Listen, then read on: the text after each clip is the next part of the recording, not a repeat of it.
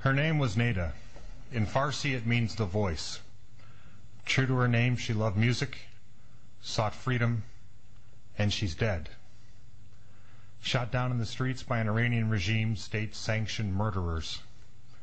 She must not have died in vain. Today, Iranians and Americans face a generational chance for freedom, one that ensures a rogue regime's implosion, prevents a nuclear confrontation. Regrettably, our president's post-American foreign policy presumes talk can thaw the murderous mullahs' hearts and attain a grand bargain for peace in our time.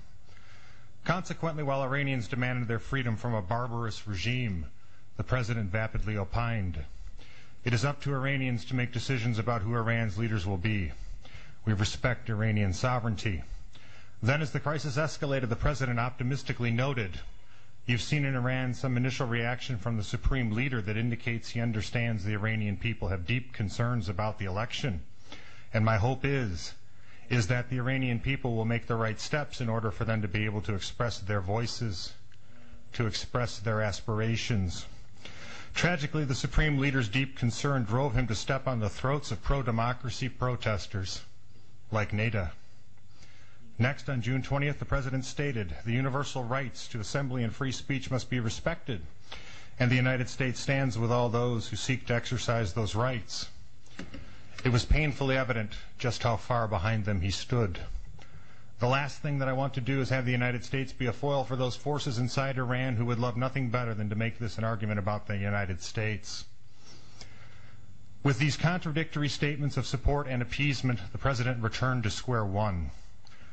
The Iranian people will ultimately judge the actions of their own government. If the Iranian government seeks the respect of the international community, it must respect the dignity of its own people and govern through consent, not coercion.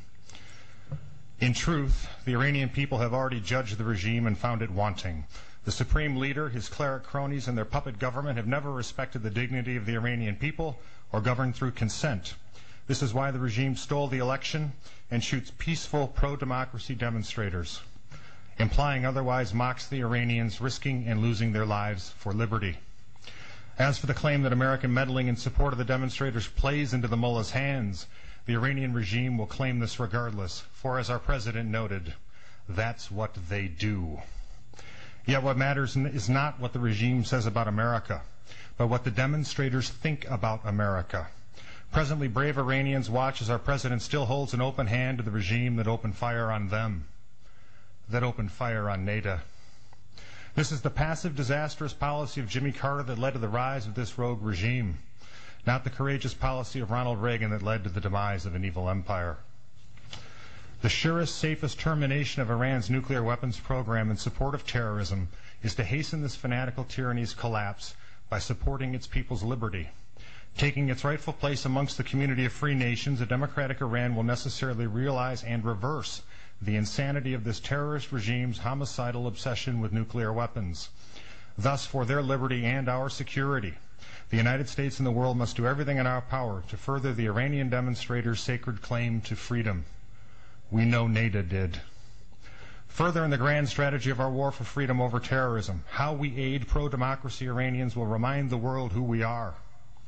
We are Americans, the revolutionary children of freedom who have lived and died defending our liberty and extending it to the enslaved and oppressed. We will do no less today in support of our Iranian brothers and sisters. Today, Neda's voice calls to our consciences and warns that the fate of Iranians' liberty is entwined with the fate of Americans' security. We must not miss this generational chance for freedom, again, one that ensures a rogue regime's implosion, prevents a nuclear confrontation, and ensures that Neda and all liberty's martyrs shall not have died in vain. As Americans, we must seize this moment and help Iranians seize their freedom. That's what we do. I yield back the balance of my time.